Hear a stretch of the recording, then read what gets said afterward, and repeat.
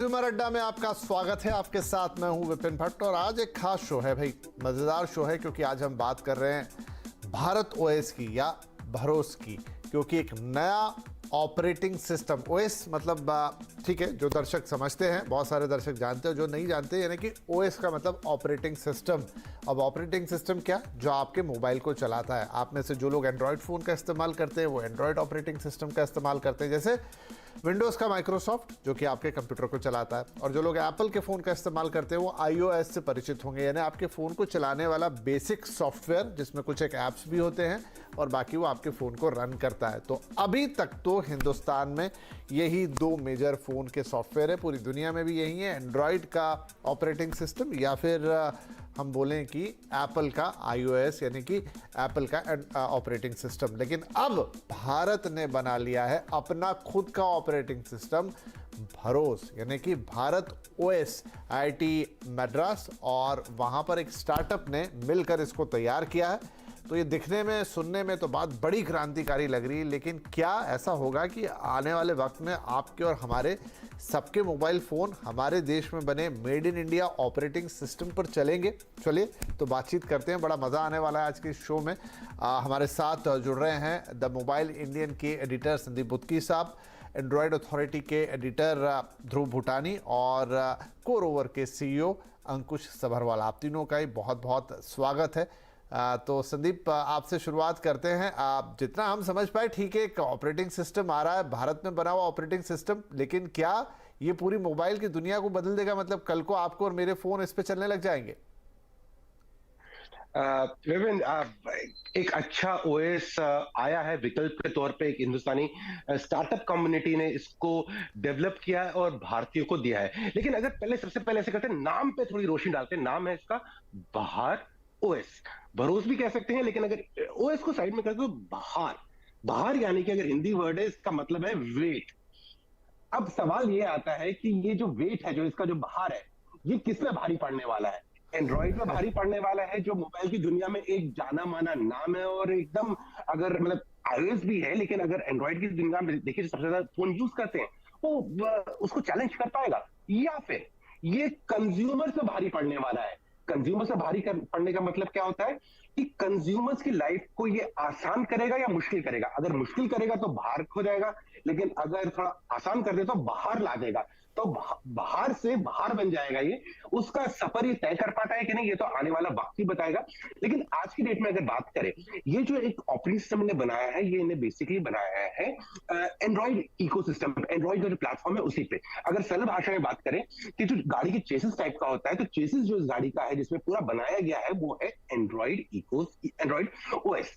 अब उसके बाद क्या किया है इन लोगों ने कहा है कि हम इससे बहुत सारे फीचर्स ऐसे हैं, जैसे आप जो एप्स होते हैं, ऐसा नहीं कोई भी प्रीलोड करके आपको दे रहे हैं, जो आपको चाहिए आप डाउनलोड कर सकते हैं। कैसे डाउनलोड कर सकते हैं? फिलहाल के लिए साइड लोडिंग की बात की गई है, लेकिन साइड लोडिंग में भी कठिनाइयां काफी हैं, क्योंकि साइड लोडिंग गूगल या फिर iOS अलाउ नहीं करता है बहुत जगहों पे। इसलिए नहीं करता है क्योंकि उसके जरिए आपके फोन की सिक्योरिटी पे लग सकती है सेल। उसके अलावा अभी एकदम प्लेन है, और हमारे जितने मैक्सिमम कंज्यूमर्स हैं भारत में, वो चाहते हैं, जब भी फोन यूज करते हैं, सबके सब टेक्नोलॉजी को एकदम अच्छे से नहीं जानते, बस वो ये जानते हैं कि मुझे व्हाट्सएप कॉल करना है, मुझे कॉल करना है, मेरे को SMS करना है, मेरे को फेसबुक पे जाना है। तो उनको कुछ चीजें बना के देनी पड़ती है, और अभी जो थाली दी गई है वो थाली खाली है, उसको भरने की जरूरत है। ठीक है जी, बढ़िया समझा आपने। तो ध्रुव, क्या समझे फिर इसको? कि एक छोटा एग्जांपल मैं लूं जिससे आम लोगों को समझ में आए। जैसे कि OnePlus के फ़ोन होते हैं, वो भी एंड्रॉयड का इस्तेमाल करते हैं, लेकिन वो कहते हैं हम इसके ऑक्सीजन मोड का इस्तेमाल करते हैं या थोड़ा सा प्योर एंड्रॉयड इस्तेमाल करते हैं, उस पर बहुत सारे ऐप्स लोडेड नहीं होते हैं। तो क्या ये भी लगभग वैसी ही चीज़ है? हम ये ना माने कि ये पूरी तरह से कोई एक इंडिपेंडेंट ऑपरेटिंग सिस्टम आ गया है, बल्कि एंड्रॉयड का ही एक ऐसा वर्जन होगा जिसमें शायद उतने प्री लोडेड ऐप्स नहीं आ रहे होंगे, क्लीन वर्जन होगा। क्या मैं सही बोल रहा हूँ? हाँ जी विपिन, बिल्कुल, एक्चुअली बिल्कुल एग्जैक्टली यही चीज है। ये ग्राउंड अप इंडिया डेवलप नहीं है, ये एंड्रॉयड का ही एक वर्जन है और उसमें कोई प्रॉब्लम नहीं है। एंड्रॉयड जो है बिना गूगल के ऐप्स के ओपन सोर्स ऑपरेटिंग सिस्टम है, कोई भी डाउनलोड करके उसको अडाप्ट कर सकता है, जो यहाँ पे भी किया गया है। और यहाँ पे जो फोकस है वो है कि इसमें से गूगल सर्विसेज, एड ट्रैकिंग वगैरह सब कुछ हटा दिया है, थोड़ा सिक्योरिटी पे भी एक्स्ट्रा फोकस किया है। एंड जैसे पहले बात हो रही थी इसमें अब काफी ऐप्स है, जैसे अगर आपकी पेमेंट सर्विसेज वगैरह जो है वो नहीं चल पाएंगी क्योंकि वो डिपेंड करती है गूगल सर्विसेज पे। पर ऐसा ऑपरेटिंग सिस्टम आपके सिक्योरिटी रिलेटेड जितने भी गवर्नमेंट ऑर्गेनाइजेशंस है जहाँ पे रिक्वायरमेंट है, या इवन मिलिट्री में भी जहाँ पे एड ट्रैकिंग, लोकेशन ट्रैकिंग वगैरह नहीं होनी चाहिए, उन एप्लीकेशंस में काफी यूजफुल रह सकती है। रेगुलर कस्टमर के लिए शायद अभी नहीं, अगर इसके अराउंड एक काफी कॉम्पिटेंट ऐप स्टोर डेवलप हो गया और डेवलपर अपटेक हुआ तो शायद, बट एज इट स्टैंड्स ये ज्यादा उस मार्केट के लिए है। एंड हाँ जी बिल्कुल एंड्रॉइड पे ही बेस्ड है, सो ग्राउंड अप नहीं डेवलप्ड है इंडिया में। ठीक है, चलिए तो ये भी ठीक है। अब इसको मैं थोड़ा और आगे बढ़ाऊं तो आप अंकुश हमें ये बताइए कि एक जैसे चाहे वो एंड्रॉयड हो, चाहे वो iOS हो, या पहले हमने एक माइक्रोसॉफ्ट का भी रहता ही था जो कि अब तो एक्सटेंट हो गया, अब वो चलता नहीं है, लेकिन कोई भी ऑपरेटिंग सिस्टम हो उसको एक इकोसिस्टम की ज़रूरत होती है। तो चलिए आपने एक ऑपरेटिंग सिस्टम तो बना दिया, अब क्या धीरे धीरे पहले आपको इसका एक इकोसिस्टम डेवलप करना पड़ेगा तभी ये काम का होगा? नहीं तो एक स्टैंड अलोन ऑपरेटिंग सिस्टम कैसे काम करेगा? I don't know. परफेक्ट, जैसे संदीप जी ने बोला, एक प्योर वनीला फॉर्म है जिसमें अगर बेसिक जो कॉलिंग ऐप है वो तो है, वो भी एक थर्ड पार्टी ऐप है, मैसेजिंग वो भी डिफॉल्ट है, तो डिफॉल्ट ऐप्स हैं। लेकिन वही है कि हमें एक फ़ोन में सब कुछ चाहिए, हमें कैलेंडर भी चाहिए, अलार्म्स भी चाहिए, ब्राउज़र तो शायद उन्होंने डक डक गो ब्राउज़र डाला हुआ है, लेकिन एक यूज़र को एक मोबाइल में काफ़ी ऐप्स चाहिए, राइट? हम सुबह उठते ही हम मोबाइल को पकड़ते हैं और काफ़ी ऐप्स को हम यूज़ करते हैं, तो वो इकोसिस्टम बनने में बिल्कुल टाइम लगेगा। और जब मैंने उनका लॉन्च वीडियो देखा, मुझे अभी नहीं लग रहा है कि उनका P2C जैसे कंज्यूमर मार्केट में जाना उनका अटेम्प्ट है। अभी वो ऑर्गेनाइजेशंस के साथ काम कर रहे हैं। उनका जो पास सर्विस है मुझे जो अच्छी लगी, जो उन्होंने बोला है कि प्राइवेट ऐप स्टोर सर्विसेज है, उसमें क्या होगा कि ऑर्गेनाइजेशन डिसाइड करेगी कौन सी ऐप डालनी है। ऐसा नहीं है कि ऐप्स बनानी है, जो एग्जिस्टिंग जो एंड्रॉयड में ऐप चलने वाली हैं वो चलेंगी। यहाँ पे सिर्फ एक मॉडरेटर रहेगा, एडमिन रहेगा, वो बताएगा कि कौन कौन सी ऐप्स यहाँ पे अलाउड हैं उसके एम्प्लॉइज के लिए। जैसे ध्रुव ने बोला, मिलिट्री ऑर्गेनाइजेशन या बाकी जो क्रिटिकल सर्विसेज हैं गवर्नमेंट की, वहां पे एडमिनिस्ट्रेटर डिफाइन कर सकता है कि ये ऐप अलाउड है। तो ऐप्स बनाने की जरूरत नहीं है, सिर्फ उसको क्यूरेट वेरीफाई करने की जरूरत है, और उस ऑर्गेनाइजेशन में उस एम्प्लॉइज के लिए वो ऐप्स चलेंगी। हाँ, तो कंज्यूमर मार्केट में आना उसको कौन वेरीफाई करेगा? मुझे लगता है इट्स लॉन्ग शॉट, तो इकोसिस्टम बनाने में वाकई उसको ज्यादा ठीक है। कंज्यूमर के पॉइंट ऑफ व्यू से अभी हम इसको थोड़ा और आगे एनालाइज करते हैं। तो संदीप जी एक चीज बताइए कि अगर इसके बेस में, आपने जैसा हम सब जानते हैं कि एंड्रॉयड एक ओपन सोर्स सिस्टम है और उसके ऊपर इसको बिल्ड किया जा रहा है, लेकिन बेस में तो एंड्रॉयड ही रहा, और एंड्रॉयड यानी कि गूगल, और गूगल के साथ तो 10 तरह के इश्यूज ऑलरेडी हैं, मतलब प्रैक्टिकल से लेकर तो थोड़े एथिकल इश्यूज, सारी बातें हैं, दुनिया भर में वो इश्यूज हम सब जानते हैं। तो फिर इसको हम क्लीन कैसे रखेंगे? ओके, थोड़ा और आसान शब्दों में समझने की कोशिश करते हैं जो हमारे सब व्यूअर्स को समझ में आ जाए। गेहूं से हम पीसेंगे, उसका बनेगा आटा। आटे को हम पूड़ी बना दें या फिर उसके बाद रोटी बना दें। तो यहां पर क्या हो रहा है कि जो आप एंड्रॉइड को ऐसा समझ लीजिए, एंड्रॉइड का प्लेटफॉर्म है, गूगल का बेसिक प्लेटफॉर्म है, वो है गेहूं। इस पे किसी का कोई कंट्रोल नहीं है, मतलब कि आप उसको खुद कंट्रोल कर सकते हैं, आपको किसी थर्ड पार्टी पे डिपेंड नहीं रहता है। अब उसके बाद आप उसकी रोटी बना रहे हैं, पूड़ी बना रहे हैं, जो चीज आप डालेंगे, यानी कि अजवाइन डालेंगे पूड़ी करने के लिए, या फिर ऑयल यूज करेंगे उस पूड़ी को फ्राई करने के लिए, और या फिर तवा यूज करेंगे रोटी को गर्म करने के लिए। वो सब चीजें हैं जो गूगल अपने एंड्रॉइड इकोसिस्टम में और डालता है ताकि आप जो चीज बनाना चाहते हैं उसका लुत्फ उठा सके। अब क्या हो रहा है, हमने प्लेटफॉर्म तो गेहूं तो यूज कर लिया यहाँ पर, लेकिन जो बाकी चीजें जिसकी वजह से से गूगल डेटा ले सकता था, चाहे शेयरिंग की वजह से या परमिशंस लेता था आपसे, वो सब यहाँ पर नहीं दी गई है। तो इसीलिए वो वाला डेटा की तो टेंशन नहीं है, पर प्रॉब्लम यही है कि अभी के डेट में जैसे उन लोगों ने अभी जो लॉन्च किया है, उन लोगों ने ये किसको दिया है या कौन सी कंपनी इसको यूज कर रही है। वो कंपनी यूज कर रही है जहां पर प्राइवेसी के लिए बहुत ज्यादा इंपॉर्टेंस है और बहुत सारे उन्हें तीन चार कंपनी काम कर रहे हैं, उन्हें दिया है, पर उनके सिक्योरिटी बहुत इंपॉर्टेंट चीज है। तो कह रहे हैं आप इसे अपने ऑफिशियल फोन की तरह यूज करिए, यानी कि वो अभी भी जो उनके एम्प्लॉइज उस फोन को यूज करेंगे, जो डेटा ट्रांसफर करेंगे या यूज करेंगे, वो अपने पर्सनल डिवाइस की तरह यूज नहीं कर रहे हैं। ये हो सकता है आगे चल के ये एक, जैसे किसी जमाने में ब्लैकबेरी अपने होता था और ब्लैकबेरी कहता था कि सिक्योरिटी के मामले में वो बहुत ही स्ट्रांग है, उसकी सिक्योरिटी में कोई सेन नहीं लगा सकता है। तो ऐसा हो सकता है आने वाले वक्त में ये एक एंटरप्राइज सेगमेंट के लिए एक ऐसा ओएस बन जाए जहां पर सिक्योरिटी पे काफी ज्यादा कंट्रोल होगा और एम्प्लॉइज और not Indian but international companies भी शायद इसे यूज करें। लेकिन कंज्यूमर्स को करना होगा इंतजार, क्योंकि अभी पूरा के पूरा जो माहौल है वो एंटरप्राइज से फोकस लग रहा है। जब माहौल चेंज होगा, इकोसिस्टम डेवलप होगा, जैसे मेरे बाकी पैनलिस्ट भी कह रहे थे, उसके बाद कंज्यूमर्स के लिए इसमें कुछ इंटरेस्टिंग होगा। लेकिन फिलहाल के लिए एंटरप्राइज से फोकस है, सिक्योरिटी पे ज्यादा। चलिए, एंटरप्राइज पे फोकस, सिक्योरिटी पे ज़्यादा, लेकिन कंज्यूमर को भी सिक्योरिटी चाहिए, क्योंकि इन दिनों तो जो हम कहें कि दुनिया जमाने के ऑनलाइन थेफ्ट्स और सारी की सारी जो जगलरी है और बगलरी है, वो सब की सब जो है शिफ्ट हो गई है आपकी ऑनलाइन चीज़ों के ऊपर, और उसमें सबसे जो केंद्र में रहता है वो आपका फ़ोन रहता है। तो यहाँ पे ध्रुव, ठीक है आज नहीं लेकिन आगे चलते हुए तो ये आम यूज़र्स के भी काम आएगा, लेकिन तब जब आपको, और मुझे तो हर तरह के ऐप चाहिए होते हैं, मुझे उसमें बैंकिंग ऐप्स भी चाहिए, मुझे उसमें गेम भी खेलना है, मुझे उसमें थर्ड पार्टी ये वो तमाम चीज़ें, और वो ऐप्स हमें पता है कि बहुत एक दूसरी तरह की कॉस्ट के साथ आते हैं, उन्हें आपका सारा डेटा एक्सेस करना होता है। जैसे ये बात आई तो सिक्योरिटी ब्रीच हुई, वहाँ पर कैसे बैलेंस बैठेगा?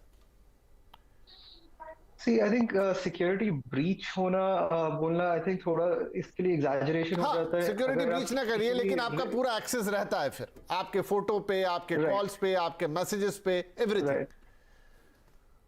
Right, and I think that is the cost of using these apps and services. एक लेवल पे अगर देखा जाए तो हम अगर सिक्योरिटी, प्योर बेसलाइन सिक्योरिटी वगैरह से भी के पॉइंट ऑफ व्यू से भी बात करें तो ऐसा नहीं कि एंड्रॉइड इनसिक्योर है। यूजर्स जो है कहीं रैंडम वेबसाइट से डाउनलोड करके, साइड लोड करके एप्स वगैरह इंस्टॉल करते, 99% प्रॉब्लम्स उस पॉइंट पे आती है, क्योंकि गूगल अपने पॉइंट ऑफ व्यू से भी काफी सिक्योरिटी सर्विसेज यहाँ पे प्रोवाइड करता है।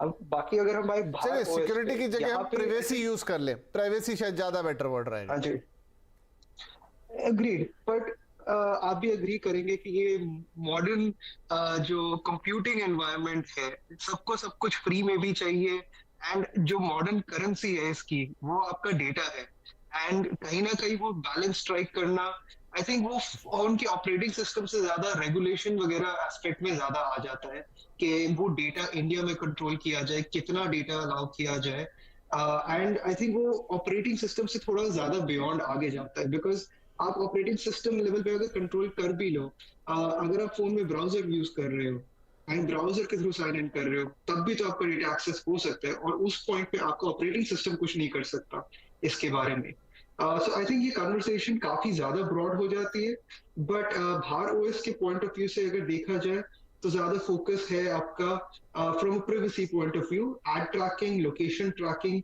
जब गूगल की सर्विसेज हटा देते हैं, and to be fair Google यही सर्विसेज यूज करके कस्टमर को काफी एडवांटेजेस भी देता है। अगर आप सर्विसेज, आपकी smart home assistant type services use करते हैं, तो जैसे ही आप अपने घर में एंटर करेंगे आप कुछ ना कुछ एक्टिवेट कर सकते हैं। ये सारी सर्विसेज एंड फीचर्स देने के लिए वो ट्रैकिंग भी जरूरी है।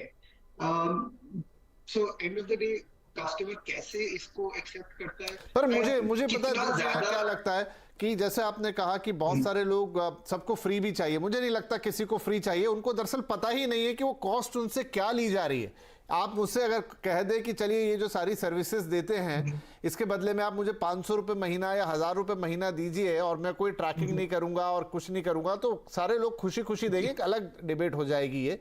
लेकिन अधिकतर लोगों को तो मालूम ही नहीं है कि ये एक, ठीक है अब आप कह दें कि कोई चीज फ्री में नहीं आती, लेकिन उनको बताया भी तो नहीं गया कि हम आपसे ये कीमत वसूल रहे हैं। जब उनको बताया जाएगा और कहा जाएगा कि 2 ऑप्शन है, 1000 रुपए देंगे क्या, तो मुझे लगता है कि 70% लोग या उससे ज्यादा लोग 1000 रुपए दे देंगे। एक अलग मुद्दा हो जाएगा, उस पर फिर कभी और बातचीत करेंगे।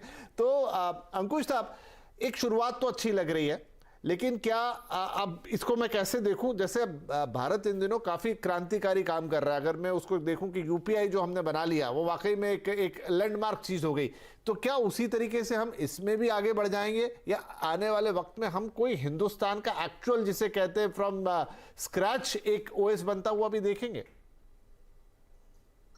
वो मुझे इस अटेम्प्ट से नहीं लग रहा, क्योंकि ये अटेम्प्ट लोकलाइज्ड सिक्योरिटी और प्राइवेसी आई थिंक प्रोवाइड करने की है। हमने कुछ नई चीज उसमें नहीं डाली कि जो बाकी शायद यूज करेंगे, राइट? जो एंड्रॉइड ओपन सोर्स प्रोजेक्ट है वो ऑलरेडी है, क्लीन वर्जन। किसी भी डेवलपर के लिए ऐसा बनाना शायद इतना मुश्किल नहीं होगा अब, क्योंकि इसमें कोई नई चीज बनाई नहीं है। इसमें जो डिफॉल्ट सर्विसेज हैं और बाकी चीजें, अनक्लटर्ड कोड या थर्ड पार्टी एप्स, उसको हटाया गया है, इसको क्लीन बनाया गया है। तो हाँ, अगर इसमें एक कम्युनिटी डेवलप होती है और ज्यादा डेवलपर्स इसमें आते हैं, जैसे वो एंड्रॉइड से फोक आउट हुआ, अब ये जो भार ओएस है, अगर इसकी कम्युनिटी बन सकती है, अगर वो बनाए, ज्यादा डेवलपर्स आए, इनोवेटिव एप्स बने, तो फिर मुझे लगता है कुछ बन सकता है। लेकिन अभी मुझे जो फोकस लग रहा है वो सिर्फ ऑर्गेनाइजेशन फोकस्ड है, जिसमें जो आपको एप्स चाहिए वो ही, जैसे आप बोल रहे थे कि बैंक्स की एप्स मुझे चाहिए, हाँ, तो उसमें एडमिन बता सकता है कि आईसीआईसीआई बैंक या यूपीआई वाली एप्स जो एप्स है उसको अलाउ करो, तो वो ऐप फिर से नहीं बनानी पड़ेगी, वो एंड्रॉइड वाली ऐप यहाँ पे चलेगी। तो इसको क्लोज लूप मुझे लगता है किया है, ठीक है, और मुझे उसमें काफी काम इसमें करना बाकी रहेगा। गौड़ी पॉइंट, एक छोटा ब्रेक लूंगा, लेकिन ब्रेक से आएंगे तो हमारे सभी मेहमानों के लिए एक बड़ा सवाल, क्योंकि अब हम बात करते हैं आत्मनिर्भर भारत की, तो क्या ये संभव नहीं है कि जिस देश में इतना बड़ा मोबाइल यूजर बेस है, जहां डेटा की इतनी ज्यादा खपत है, क्या वो एक अपना इंडिजीनियस ओएस सच में बनाए, अपने मोबाइल्स भी बनाए? क्या ये पॉसिबिलिटी दिख नहीं सकती या संभव नहीं हो सकती? बड़ा सवाल है, पूछेंगे अपने मेहमानों से। छोटा ब्रेक, बातचीत जारी रहेगी। Welcome back. तो भारत ओएस या भार ओएस या भरोसा, जो भी आप इसे कह लें, इंडिया में बना इंडिजीनियस आईआईटी मद्रास और एक J&K ये स्टार्टअप का नाम है, उन्होंने मिलकर एक ये ऑपरेटिंग सिस्टम तैयार किया है, उस पर हमारी बातचीत चल रही है। Made in India operating system कहा जा रहा है, लेकिन हमारे एक्सपर्ट बता रहे हैं कि बेसिकली एक ये स्टॉक एंड्रॉइड है, प्योर एंड्रॉइड है, उसके ऊपर इसे डेवलप किया गया है। लेकिन इससे आगे की बात करते हैं, संदीप पुत्की साहब, ये बताइए कि भारत, जैसा मैंने कहा, इतना बड़ा यूजर बेस, इतना डेटा, इतने फोन, इतने स्मार्टफोन, क्या जो देश इसरो जैसे रॉकेट भेज सकता है ऊपर, न्यूक्लियर पावर है, वो एक मोबाइल डिवाइस और एक अपना ऑपरेटिंग सिस्टम नहीं बना सकता? आज का जो वीडियो है जिसमें हम डिस्कस कर रहे हैं, जो आज का एपिसोड है, वो तो बना दिया, ओएस तो बना ही दिया। नहीं, बिल्कुल प्योरली आप अपना जैसे आईओएस में बनाया। लेकिन डेफिनेटली देखिए, चाह तो है, हमारे भारत में है कि हमें कुछ ना कुछ मुमकिन करके दिखाना है, और रहा भी है। अब ये होता है कि हम स्टेप बाय स्टेप क्या करना चाहते हैं। अभी जो पहले जो फोकस हो रहा है, जैसे ओएस स्पेस की अगर बात कर लें, जैसे भार ओएस की बात कर रहे हैं, ये एंटरप्राइज फोकस कर रहे हैं, और इसमें भी कोई गलत नहीं है। और एंटरप्राइज का फोकस करते करते ये जियो लोकल सर्विसेज में फोकस कर रहे हैं। आपको याद होगा कि अगर हम शॉपिंग की बात करते हैं या फिर मार्केटिंग की बात करते हैं, जो बहुत सारे प्रोडक्ट्स बिकते रहते हैं, उसमें भी जियो लोकल एक काफी इंपॉर्टेंट वर्ड होता है, ताकि जो कस्टमाइजेशन आप एक लोकल लेवल पे कर सकते हैं लोकल कंज्यूमर्स को सर्विस देने के लिए, वो इंटरनेशनल कंपनी आपके लिए नहीं कर सकती है, या जो आपके एरिया को जानते नहीं है। तो शुरुआत तो हो गई है और बहुत सारे लोग इसमें कर रहे हैं, लेकिन प्रॉब्लम यह है कि जब हमारे बहुत सारे इस टाइम पे एप्स या फिर जो इकोसिस्टम सॉफ्टवेयर साइड में ऐसा होता है जो ओएस से रिलेटेड, वो लोग भारत को ध्यान में रखते हुए हर एक चीज सोच रहे हैं। और अगर किसी कंपनी को एक्चुअली एक ऐसे मुकाम पे पहुंचना है कि सब कहेंगे बॉस ये एंड्रॉइड का चैलेंजर है या एंड्रॉइड को संभल के रहना चाहिए, आईओएस को संभल के रहना चाहिए, तो उनकी सोच भी वैसी होनी चाहिए, उनको ग्लोबल लेवल पे सोचना चाहिए, तब वो सक्सेसफुल होगा। हार्डवेयर में तो हम कर ही रहे हैं धीरे धीरे करके, अब तो हमारी पॉलिसीज भी आ रही है फैब यूनिट्स की भी, और आई थिंक नेक्स्ट 5-6 साल में आप सेमीकंडक्टर प्लांट्स को भी भारत में देखेंगे। डिस्प्ले भारत में आ चुका है, बैटरीज पे काम चल रहा है, सॉफ्टवेयर पे तो हम ऑलरेडी काफी अच्छा होल्ड करते हैं, लेकिन जी हाँ, मोबाइल सॉफ्टवेयर पे आने वाले वक्त में आप चेंजेस देखेंगे। लेकिन फिलहाल क्यों जितना हो रहा है उसे ये कह सकते हैं शुरुआत तो कर ली है, आने वाला वक्त बताएगा कि इस शुरुआत में कितना है दम। राइट, तो ध्रुव क्विकली, समय मेरा ऑलमोस्ट समाप्त हो गया, सेम सवाल, सेम क्वेश्चन। आई थिंक इसमें बिगर क्वेश्चन ये है, जैसे संदीप जी ने बोला कि आगे इवेंचुअल गोल क्या है। ऑपरेटिंग सिस्टम बनाने में इतने कोई चैलेंजेस नहीं है, पर उसका पॉइंट क्या होगा जब अगर पूरा वर्ल्ड यूज नहीं करेगा। आपने जैसे पहले विंडोज फोन की बात की, इकोसिस्टम्स वगैरह डेवलप होते हैं, पूरा वर्ल्ड है, पूरी दुनिया एक तरफ, अकेला भारत एक तरफ। नहीं, पर हम साइलोड वर्ल्ड में नहीं रहते हैं ना। आप जब कोई कंज्यूमर यूज करता है, वो पूरे वर्ल्ड में बने हुए एप्लीकेशंस यूज करता है। अगर आप एक ऑपरेटिंग सिस्टम सिर्फ इंडिया के लिए बनाओगे, पूरा वर्ल्ड ऐप सिर्फ इंडिया के लिए क्यों बनाएगा? सो जो अगर विजन है ग्लोबल एक कॉम्पिटिटर बनाने की हुई, तो टेक्निकल प्रॉब्लम यहाँ पे कुछ भी नहीं है। टेक्निकल कैपेबिलिटीज इंडिया में एब्सोल्युटली है अपना ऑपरेटिंग सिस्टम बनाने की, बट सिर्फ एक इंडिजीनियस ऑपरेटिंग सिस्टम इंडिया के लिए I think modern internet connected environment में इतना कोई सेंस नहीं रखता। नहीं, लेकिन जैसे हमने यूपीआई भी तो बनाया, अब तो उसको दुनिया के बहुत बड़े बड़े देश इस्तेमाल कर रहे हैं। UPI is a one-to-one payment solution यहाँ पे, एंड इंडिया में वो प्रॉब्लम सॉल्व कर रहा था। ऐसे लोगों को चलिए, क्योंकि सॉरी ध्रुव, क्योंकि मेरा समय समाप्त हो गया, लेकिन मुझे लग रहा है हमने एक दूसरे एपिसोड की नींव रख दी है। जरूर एक दिन इस पे बैठेंगे, आप तीनों को बुलाएंगे और बात करना चाहेंगे इस पर कि क्यों संभव नहीं है। अमेरिका कर सकता है तो इंडिया क्यों नहीं? कोई तुलना वैसी शायद अजीब सी हो जाएगी कि ये आपने क्या कह दिया, लेकिन क्यों नहीं? इतना बड़ा मार्केट, इतना सब कुछ, और आपके पास सारी कैपेबिलिटी से क्या वो सोचा नहीं जा सकता? क्या वो किया नहीं जा सकता? और जब आत्मनिर्भरता की बात करते हैं तो इस एंड तक या इस छोर तक जाके क्यों नहीं? खैर, आज के प्रोग्राम में बहुत मजा आया, आई होप दर्शकों को भी पसंद आया होगा। बहुत शुक्रिया आप तीनों का, और जरूर बैठेंगे एक बार और इसी सब्जेक्ट को थोड़ा आगे बढ़ाएंगे। नमस्कार।